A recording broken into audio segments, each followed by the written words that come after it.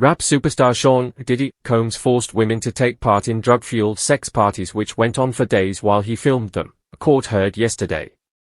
For decades, the music mogul ran a criminal enterprise built around trafficking victims, with his inner circle helping to cover up his offenses, prosecutors told the opening of his trial in New York. He once stamped on a girlfriend's head, dangled one woman from a balcony and allegedly tried to set fire to another man's car, it was claimed. The musician and businessman viciously attacked women who resisted taking part in the sex parties, known as freak-offs, or otherwise upset him, jurors were told. In a bombshell admission, Combs's lawyers told the court he had beaten up some of his girlfriends, but insisted he was not guilty of sex trafficking. They admitted he was a kinky and that his conduct had been horrible, dehumanizing and violent, but claimed it was all driven by jealousy and too many drugs. Combs, 55, was once worth nearly $1 billion and had a string of hits on his Bad Boy Records label in the 1990s. Including his 1997 chart topper with singer Faith Evans, I'll Be Missing You.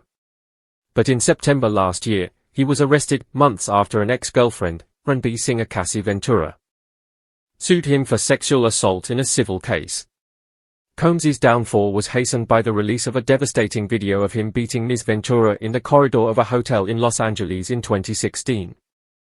The video, which was first broadcast by CNN last May, was played in full to the trial and Ms. Ventura, 38, who is heavily pregnant, is expected to testify. Combs denies racketeering conspiracy, 2 charges of sex trafficking and 2 charges of transportation to engage in prostitution. He faces life in jail if convicted. Prosecutor Emily Johnson said the trial would hear testimony from victims who will tell you about some of the most painful experiences of their lives. The days they spent in hotel rooms, high on drugs, dressed in costumes to perform the defendant's sexual fantasies. Opening the case, she told Manhattan Federal Court, "This is Sean Combs. To the public, he was Puff Daddy or Diddy. A cultural icon, a businessman, larger than life. But there was another side to him, a side that ran a criminal enterprise."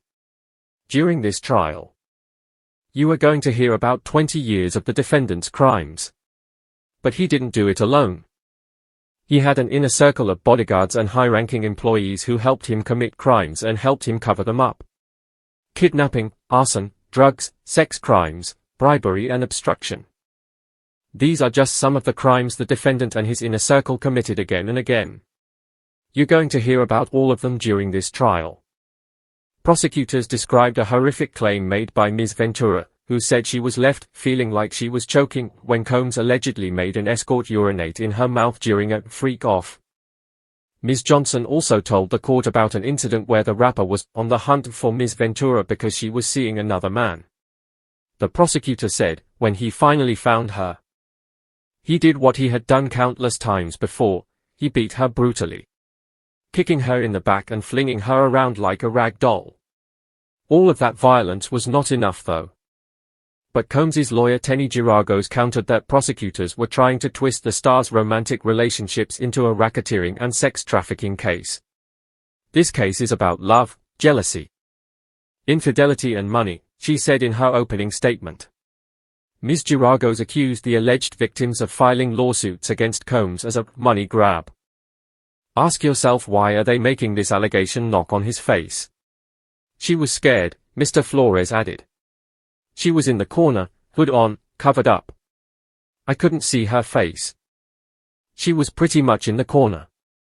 Mr. Flores also told the court he used his phone to film the assault video from the hotel security monitor to show his wife. If I had told my wife what had happened, she wouldn't have believed me, he said. Male escort Daniel Phillip, 41, was the second witness to give evidence.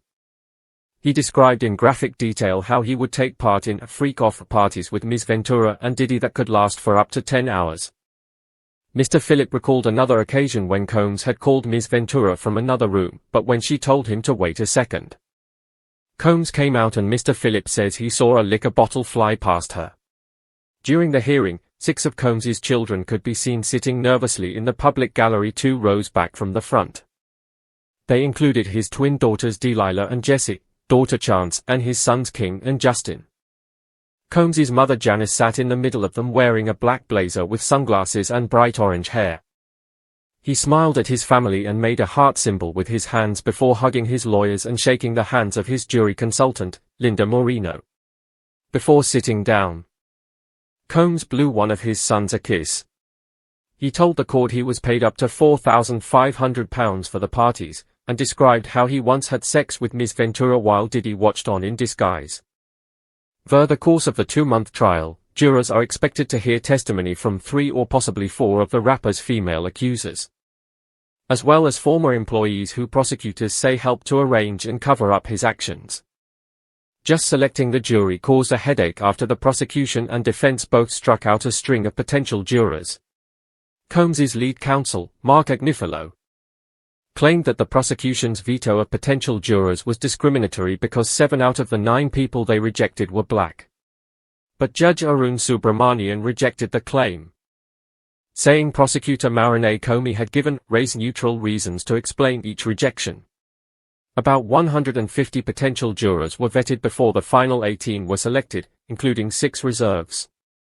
They will remain anonymous, but include an investment analyst, a massage therapist, a scientist, an architect and a United Nations worker. Born in New York and raised by a single mother, Combs went on to live in mansions in Miami and LA and host lavish parties for the cultural elite in destinations such as the Hamptons and Saint-Tropez in France. Among the artists he helped launch were Mary J. Blige, Mariah Carey and Jennifer Lopez, whom Combs once dated. The trial continues.